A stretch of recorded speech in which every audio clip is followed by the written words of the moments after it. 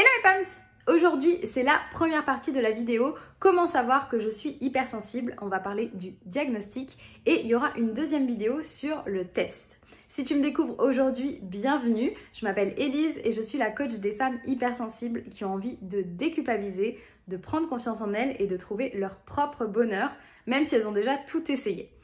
Je réponds à cette vidéo parce qu'on le voit passer partout, le fameux diagnostic pour se dire hypersensible, et ça me pose problème. Pourquoi? Parce que l'hypersensibilité n'est pas une maladie. Je vais le redire, l'hypersensibilité, ça n'est pas une maladie. C'est une haute sensibilité. Donc, tu ne peux pas être diagnostiqué hypersensible. Puisque tu n'es pas malade, on ne peut pas parler de diagnostic. Et pourquoi il y a cet amalgame aujourd'hui? Parce qu'il y a beaucoup de personnes qui ont découvert leur hypersensibilité en thérapie, chez leur psy. Et donc du coup, le terme, la phrase, c'est un peu sorti de son contexte. J'ai été diagnostiquée hypersensible par mon psy. Évidemment, les psys sont les personnes qui sont en première ligne en thérapie pour vous aider à comprendre votre fonctionnement, surtout en cas de traumatisme, pour être accompagné sur ce qui ne va pas dans votre vie. Et donc, évidemment que les psys ont été les premières personnes qui ont pu mettre des mots sur l'hypersensibilité. Mais ça n'est pas parce que un grand nombre de personnes, même si aujourd'hui c'est beaucoup moins le cas, mais par le passé ont découvert leur hypersensibilité chez le psy, que toi, aujourd'hui, qui découvre l'hypersensibilité, qui t'identifie et qui sent que tu as besoin de travailler sur ça pour te sentir mieux dans ta vie, pour être plus heureuse, plus épanouie, mieux dans ta tête et dans ton corps, tu as besoin d'être diagnostiqué par un psy. Absolument pas. C'est deux schémas différents. C'est très bien aujourd'hui qu'il y ait des psychologues qui soient capables d'aiguiller les personnes qui ont cette hypersensibilité et de mettre un mot dessus. D'ailleurs, personnellement, dans mes clientes, j'ai beaucoup de femmes qui en fait ont fait une thérapie, ont découvert leur hypersensibilité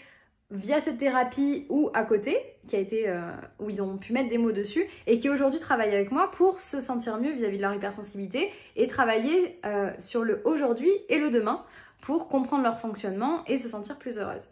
Donc, ce qui est important de retenir ici, c'est qu'il n'y a pas de diagnostic.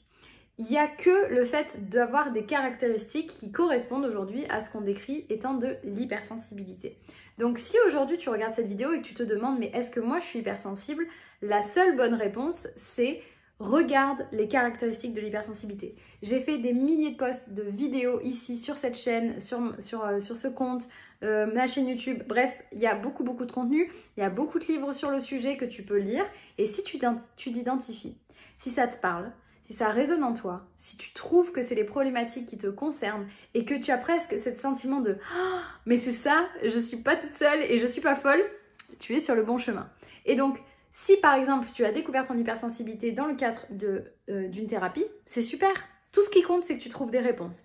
Mais si tu as découvert ton hypersensibilité hors thérapie, sans être allé voir de psy, ça n'est pas un passage obligé. Et c'est vraiment le message de ma vidéo aujourd'hui parce qu'il y a beaucoup de gens qui se posent cette question de est-ce que je le suis vraiment et qui du coup perdent un peu ce temps à se poser cette question-là qui n'a pas lieu d'être. Ce qui compte, c'est que ça résonne en toi. Si tu te sens hypersensible, si ces caractéristiques te parlent, si les solutions abordées résonnent en toi et t'apportent quelque chose de positif, c'est tout ce qui compte, vraiment. Donc, ne vous préoccupez pas du diagnostic hypersensible, il n'existe pas. Préoccupez-vous plutôt de votre fonctionnement. Une fois que vous découvrez votre hypersensibilité, que ça vous parle, c'est simplement le début du chemin, le début des réponses qui vont vous permettre de vous sentir mieux dans votre quotidien en étant vous-même. Et une fois que vous avez découvert cette hypersensibilité, si tu sens que tu as besoin d'aide pour te sentir mieux, pour réussir à déculpabiliser dans tout ça parce qu'on n'a pas arrêté de te dire que tu étais trop sensible, d'apprendre à dire non, à poser tes limites, à aller de l'avant, que tu sens que tu as besoin de ce soutien pour pas procrastiner, pour réussir à mettre les actions en place et te sentir mieux dans ta vie, c'est ce que je fais en coaching avec les femmes qui me font confiance. Et si tu as des questions sur ton hypersensibilité, n'hésite pas à les poser en commentaire.